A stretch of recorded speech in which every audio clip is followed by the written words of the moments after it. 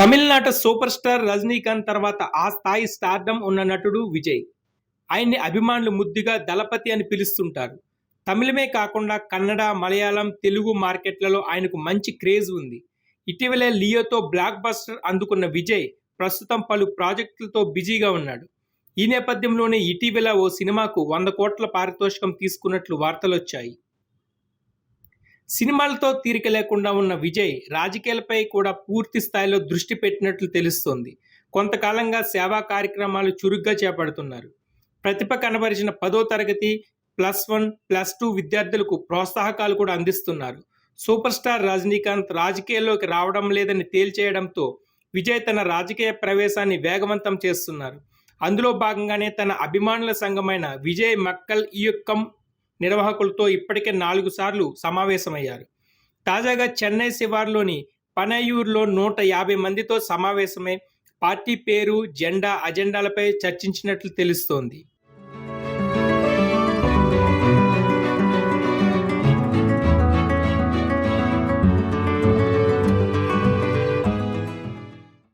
ముఖ్యంగా పార్టీ పేరుపైనే విజయ్ ఎక్కువసేపు నిర్వాహకులతో మాట్లాడినట్టు తెలుస్తోంది. పార్టీకి మక్కల్, తమిళగం, మున్నేత్రం, కలగం వంటి పదాలు విజయ్ సూచించినట్లు తెలుస్తోంది. ఈ 3 పదాలు కలిసేలా తమిళగం, మున్నేత్ర, కలగం పేరును ఖరారు చేసినట్లు తెలుస్తోంది.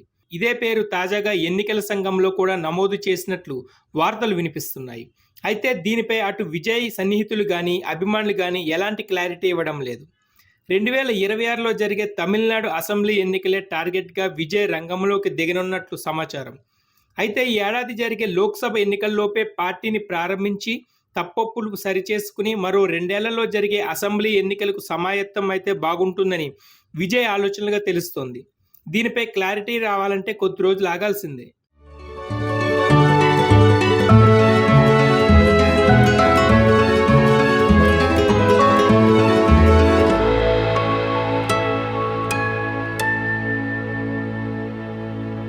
సినీ రంగం నుంచి రాజకీయాల్లో వచ్చిన వారిని ముఖ్యమంత్రులుగా చేసిన చరిత్ర తమిళనాడుది. ఎంజీఆర్, కరుణానిధి, జయలలిత వీరంతా సినీ ఇండస్ట్రీని ఏలిన తర్వాతే పొలిటికల్ ఎంట్రీ ఇచ్చి ఏకంగా సీఎంలు అయిపోయారు. వారిలాగే విజయ్ కూడా భవిష్యత్తులో తమిళనాడు సీఎం అవడం ఖాయమని ఆయన అభిమానులు చెబుతున్నారు.